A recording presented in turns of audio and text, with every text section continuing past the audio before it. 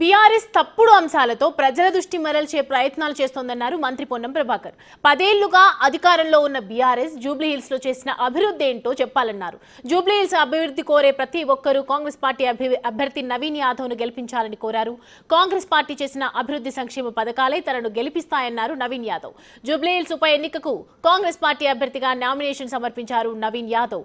Shaikpet MRO office కు పలువురు నేతలతో కలిసి వెళ్లి ఆయన నామినేషన్ సమర్పించారు. మంత్రుల పొన్నం ప్రభాకర్, వివేక్ తో పాటు విహెచ్, జీహెచ్ఎంసీ మేయర్ విజయలక్ష్మి ఈ కార్యక్రమంలో పాల్గొన్నారు.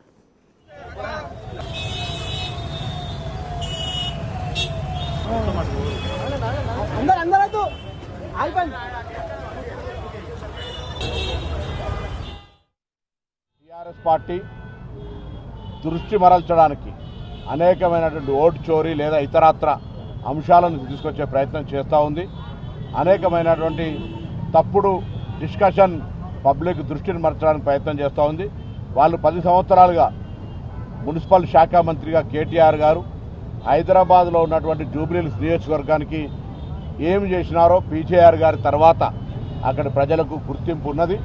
తప్పకుండా కాంగ్రెస్ పార్టీ ఈ 2 సంవత్సరాల కాలంలో చాలామందికి అక్కడ ఉండబడేటువంటి వారికి అనేక సమస్యలు, డ్రైనేజ్ సమస్య కావచ్చు, డ్రింకింగ్ వాటర్ సమస్య కావచ్చు, స్థానికంగా ఉండే అన్ని సమస్యలు పరిష్కరించడంతో పాటుగా రాజకీయంగా ఆరోపణలు ప్రత్యారోపణలకు తప్పకుండా జవాబు చెప్తాం.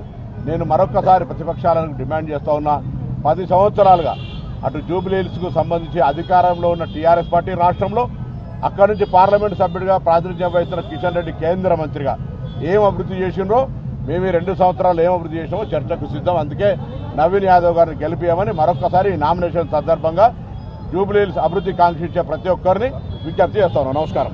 ఈరోజు నామినేషన్ దాఖలు చేయడానికి వచ్చినాము. పెద్ద ఎత్తున ప్రజలు స్పందించినారు. బాగా కాంగ్రెస్ పార్టీ చేస్తున్నటువంటి అభివృద్ధి కార్యక్రమాలు కావచ్చు, సంక్షేమ పథకాలు కావచ్చు, స్థానికంగా ప్రజల కోరిక మేరకు మాకు వచ్చినటువంటి అవకాశం కావచ్చు, చాలా ప్రజలకు ఒక నమ్మకం ఏర్పడ్డది. కాంగ్రెస్ పార్టీని అత్యధిక మెజార్టీతో జూబ్లీహిల్స్ కాన్స్టిట్యుయెన్సీలో బై ఎలక్షన్లో గెలిపించబోతున్నాం.